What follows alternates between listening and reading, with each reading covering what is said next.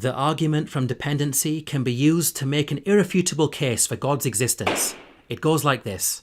Everything we observe in the known universe is dependent. When we say that something is dependent, we mean that its existence and the properties it has requires an explanation outside of itself. To argue otherwise is to imply that these things gave rise to themselves.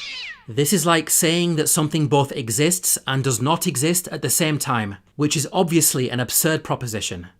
A good example to help demonstrate this principle is a triangle. The triangle's property of the number of angles cannot vary.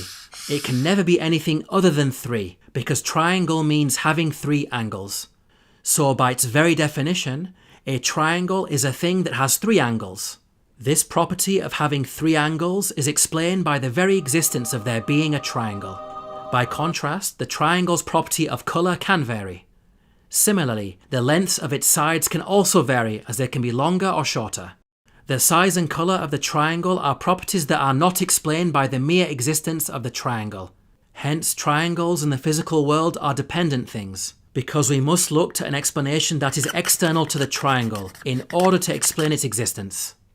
If we apply these same principles to the universe, then we come to the conclusion that it is dependent, because it too has properties that could be different to how they currently are.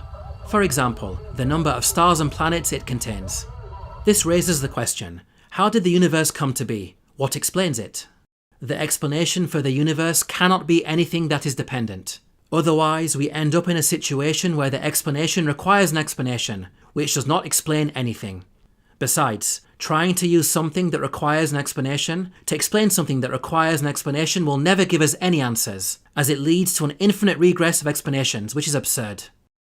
Think of a line of dominoes that goes on forever. You will never arrive at a point where they stop falling. We conclude that whatever explains the universe must itself be independent.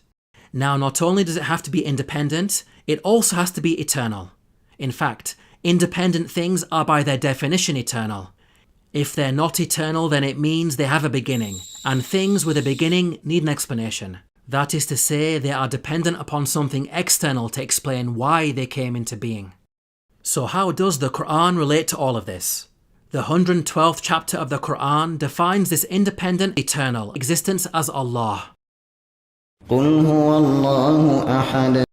Say, He is Allah, the One. اللَّهُ الصَّمَدُ. Allah is He on whom all depend. لَمْ يَلِدْ وَلَمْ يُولَدْ. He begets not, nor was He begotten. وَلَمْ يَكُنْ لَهُ كُفُوًا أَحَدٌ. And there is none comparable to Him.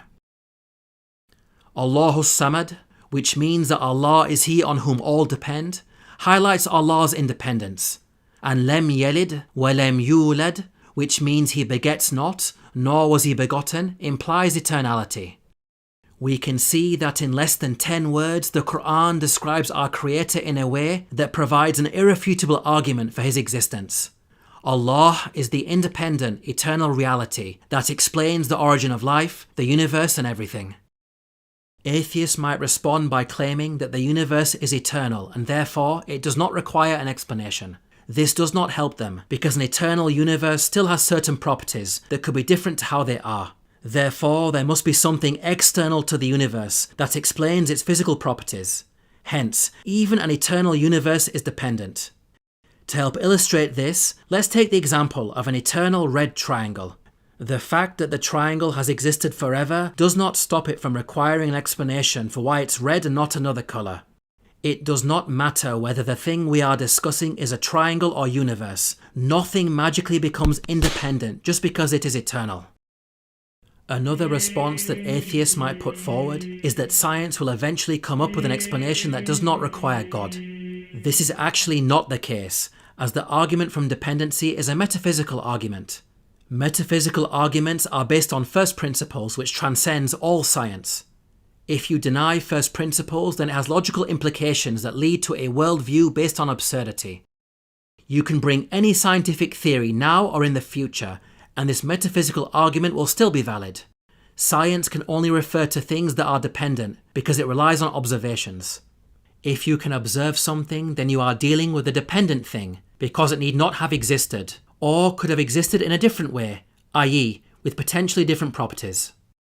One final challenge posed by atheists is to ask, why can't the eternal independent cause behind the universe be some blind unconscious process? Why should anyone believe that it has a will at all?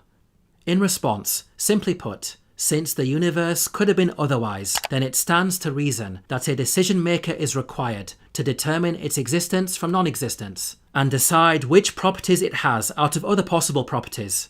The ability to choose is the characteristic of a being that has a will and is fully conscious. This independent, eternal being that chose to create is whom we Muslims call Allah. To learn more about the miracles of the Qur'an, please download your free copy of the book, The Eternal Challenge, at the link below.